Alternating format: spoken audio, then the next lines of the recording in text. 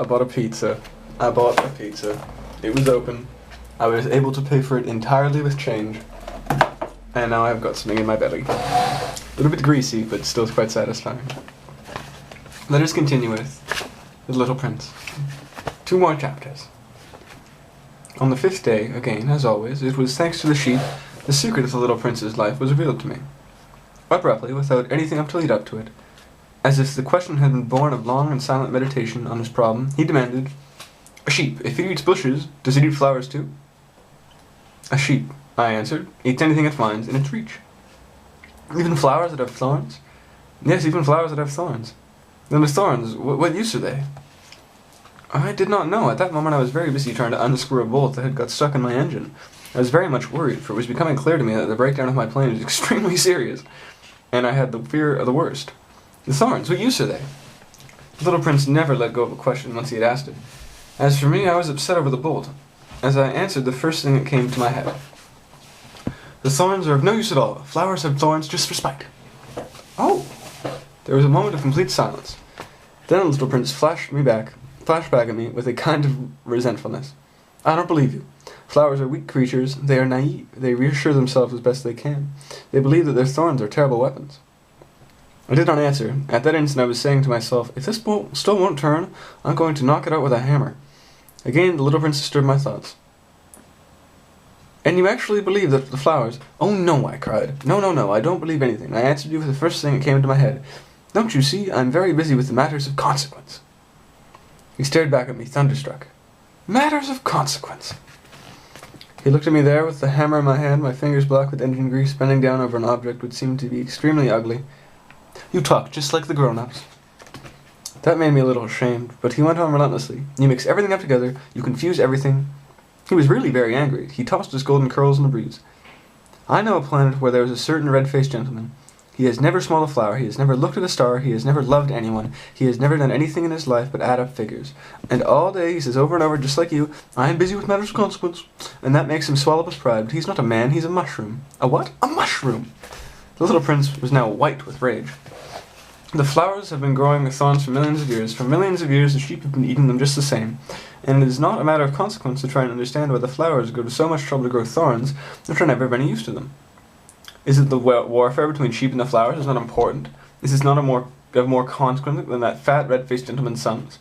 And if I know, I myself, of one flower which is unique in the world, which grows nowhere but on my planet, and which one little sheep can destroy in a single bite some morning, without ever noticing what he is doing.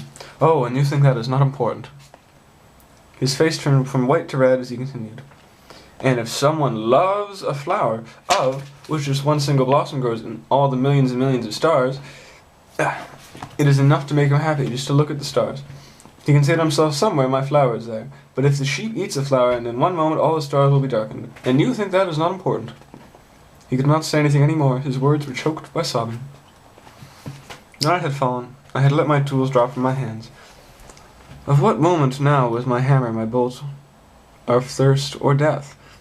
On one star, one planet, my planet, the Earth, there was a little prince to be comforted. I took him in my arms and rocked him and said to him, "The flower that you love is not in danger. I will draw you a muzzle for your sheep. I will draw you a railing to put around your flower. I did not know what to say to him. I felt awkward and blundering. I did not know how I could reach him, and where I could overtake him, and go hand in hand with him once more. It is such a secret place, the Land of Tears. I soon learned to know this flower better. On the very little prince's planet, the flowers had always been very simple. They had only one ring of petals. They took up no room at all. They were a trouble to nobody. One morning they would appear in the grass, and at night they would have faded peacefully away.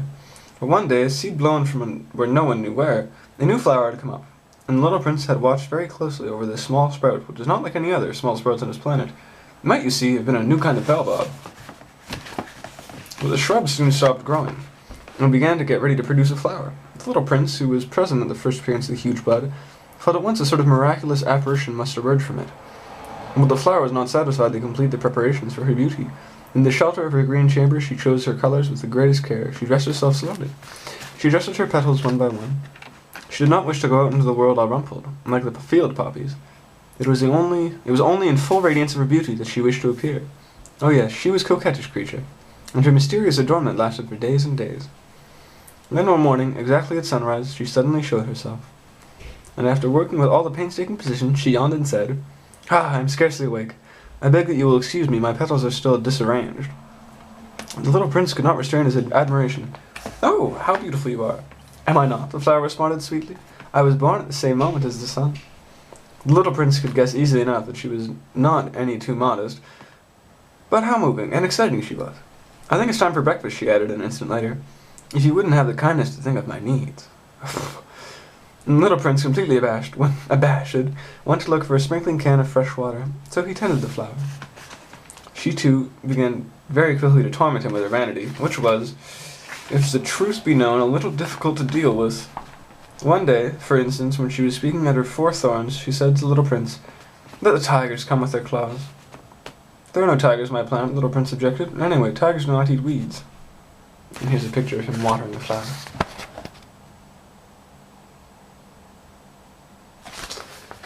And here is a picture of him going, "What? Say what?" on the flower.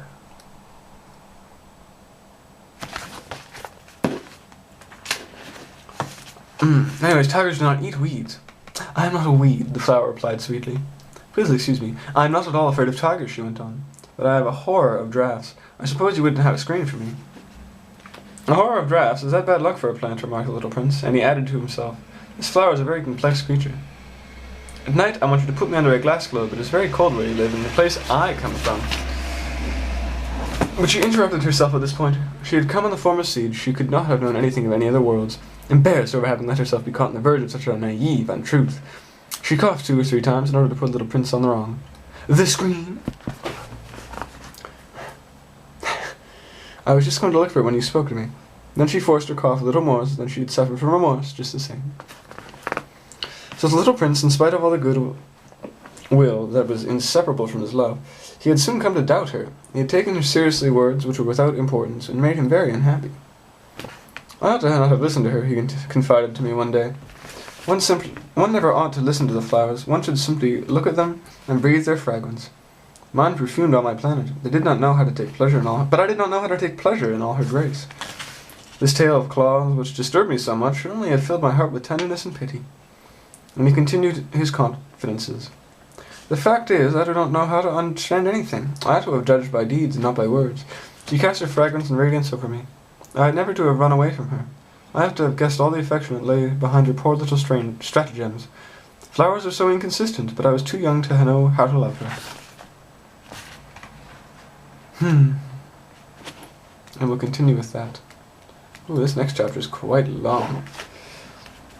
But, oh, actually, no, it's not. We're going to read it. Chapter 9. "I believe that for his escape he took an advantage of the migration of a flock of wild birds. On the morning of the departure he put his planet in perfect order. He carefully cleaned out his active volcanoes. He possessed 2 active volcanoes, and they were very convenient for heating his breakfast in the morning. But he also had one volcano that was extinct, but as he said, one never knows, so he cleaned out the extinct volcano too. If they're all well cleaned out, a volcano will burn slowly and steadily without any eruptions. Volcanic eruptions are like fires in a chimney.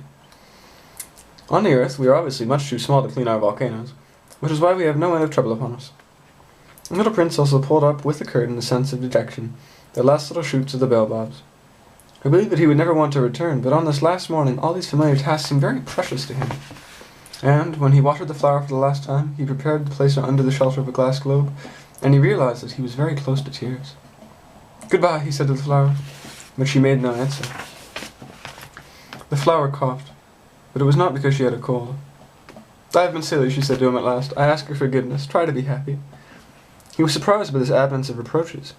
He stood there all bewildered, the glass globe held arrested in mid-air. He did not understand the quiet sweetness. "Of course I love you," the flower said to him. "It is my fault that you have not known it all the while. That is of no importance. But you have been just as foolish as I. Try to be happy.